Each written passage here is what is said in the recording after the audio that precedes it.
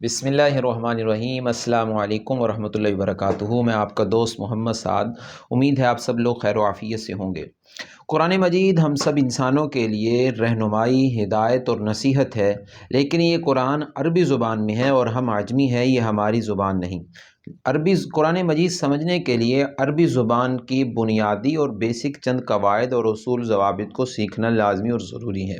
اس سلسلے میں ہم نے آسان عربی گرامر کورس کا آغاز کی ہے، جس کا آج تیسرا سبق ہے۔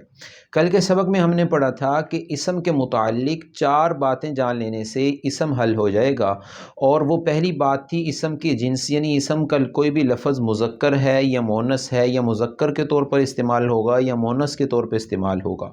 آج کے سبق میں ہم اسم سے متعلق دوسری بات کہ اسم کا عدد پڑھنا چاہتے ہیں۔ اسم کے عدد کے اعتبار سے نمبر کے اعتبار سے 3 قسمیں ہیں: واحد، مثنی اور جمع۔ ہر زبان میں اس کی 2 قسمیں ہوتی ہیں: واحد یا جمع، سنگولر یا پلورل، یعنی ایک لفظ سنگولر اور واحد ایک شخص کے لیے استعمال ہوتا ہے، ایک چیز کے لیے، اور جمع 2 یا 2 سے زائد کے لیے استعمال ہو رہا ہوتا ہے۔ لیکن عربی زبان میں ذرا اس سے تھوڑی سی چینج اور مختلف ہے، وہ یہ کہ عربی زبان میں 1 کے لیے واحد، 2 کے لیے مثنی اور 3 یا 3 سے زائد کے لیے جمع کا لفظ استعمال ہوتا ہے۔ واحد سے مثنی بنانے کا طریقہ یہ ہے کہ واحد کے آخر میں آنی لگا دیا جائے، یعنی کہ واحد کے آخری حرف کے اوپر زبر اور اس کے بعد الف نون آنی کا اضافہ کر دیا جائے۔ اور نمبر 2، اس کا مثنی کے بعد آتا ہے جمع۔ مثنی بنانا آسان ہے اور اس کی چند مثالیں آپ دیکھ لیں، جس طرح کتاب سے کتابانی، اور مسلم سے مسلمانی، صالح سے صالحانی، صالحون تھا اس کے آخری حرف پہ زبر لگایا تو صالحان ہوگا۔ قاتلن ہو اور قاتل کے آخری حرف پہ زبر لگائے تو قاتلان ہو جائے۔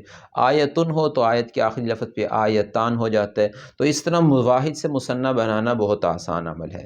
اس طرح جمع جو 3 یا 3 سے زائد کے لیے استعمال ہوتی ہے۔ جمع کی 2 قسمیں ہیں: جمع سالم، جمع مکسر۔ جمع سالم وہ جمع ہوتی ہے جس کے شروع میں اس کا واحد صحیح سالم ہوتا ہے، یعنی کہ واحد کو کاپی کر کے اس جمع کے شروع میں لگا دیا جاتا ہے، جیسا کہ مسلمون، عابدون، قانتون، ظالمون وغیرہ وغیرہ، صالحون، اور بہت ساری اس طرح کی مثالیں ہوتی ہیں۔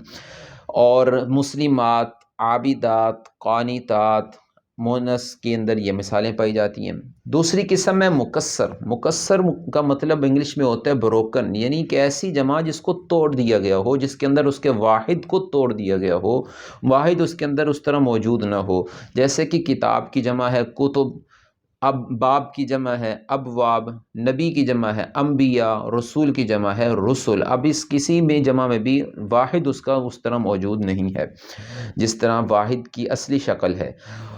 جمع کے بعد جمع سالم کی 2 قسمیں ہیں: جمع سالم مذکر، جمع سالم مؤنث۔ جمع سالم مذکر جو ہے یہ عربی ناموں کی صفات سے ہی بنایا جا سکتا ہے، یعنی کسی چیز کی اچھی بری جو صفت ہوتی ہے اس سے، جیسے کہ ہم نے یہ بھی مثالیں پڑھی ہیں: صالحون، عابدون، ظالمون، قاتلون، مسلمون، مؤمنون وغیرہ وغیرہ، یہ ساری صفات سے ہے۔ اس کا بنانے کا طریقہ یہ ہوتا ہے، اس کا فارمولہ یہ ہے کہ واحد کے آخری حرف کے اوپر پیش اور آخر میں واو نون، یعنی اس کے آخر میں اون لگا دیا جائے تو یہ بن جاتا ہے۔